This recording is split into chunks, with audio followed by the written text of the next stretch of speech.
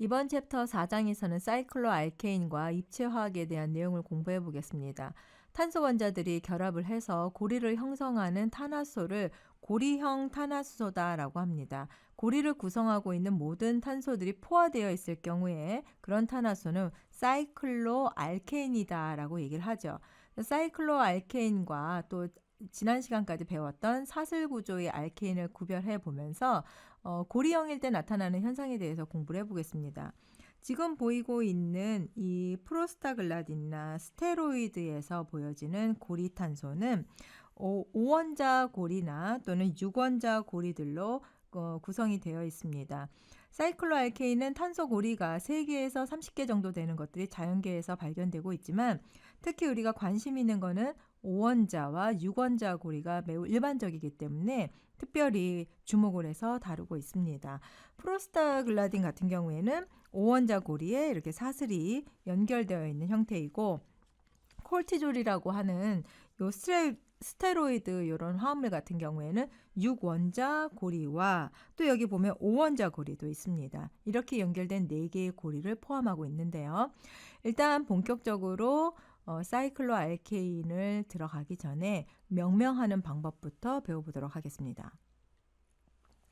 사이클로알케인의 명명하는 방법은 일단 사슬에서 배웠던 부분과 거의 일치한다라고 보시고 몇 가지 달라지는 부분만 우리가 확인을 해볼게요.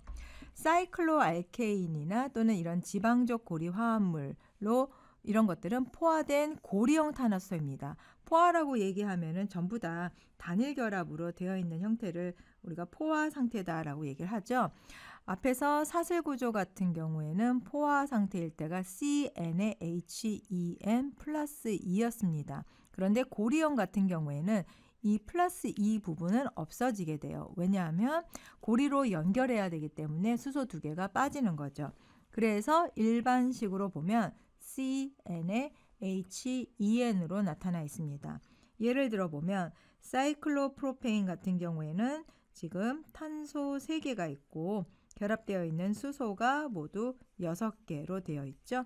C, 3에 H6. 그 다음에 사이클로뷰테인은 C 4개에 H8.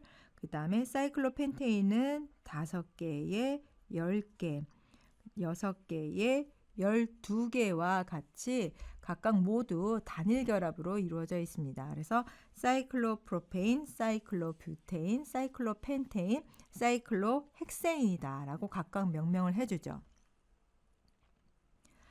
자, 사이클로알케인에 이제 가지가 달려 있거나 또는 조금 복잡해 보이는 형태일 때 제일 먼저 해야 될 것은 모체를 찾아주는 거예요. 고리에서 탄소 원자 수를 먼저 세보는 거죠.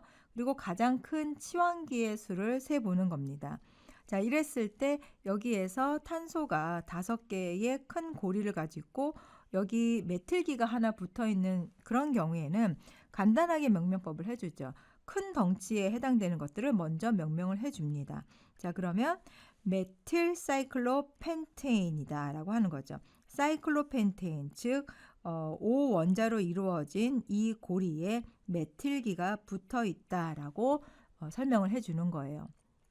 두 번째는 지금 고리가 클 경우에는 고리를 중심으로 해서 명명을 해줬습니다. 그런데 지금 옆에 있는 것 같은 경우에는 삼각형이에요. 고리에 탄소가 3개가 있는 거죠.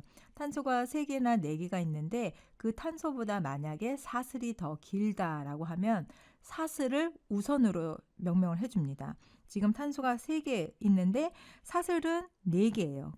고리 탄소에는 3개. 그러면 탄소 4개를 우선으로 명명을 해줘야 된다는 얘기죠. 이 경우에 명명할 수 있는 방법은 뷰테인이 기준이 되는 겁니다. 모체가 되는 거고 사이클로프로페인은 사이클로프로필 해서 이렇게 옆에 하나 더 치환되어 있는 형태로 명명을 해주죠. 그다음에 1사이클로프로필 뷰테인이다 라고 명명을 해줍니다. 그러니까 여기 지금 뷰테인이 있는데 그 첫 번째 자리에 이렇게 고리 달린 고리형의 삼각형이 붙어 있다라고 명명을 해주는 거죠.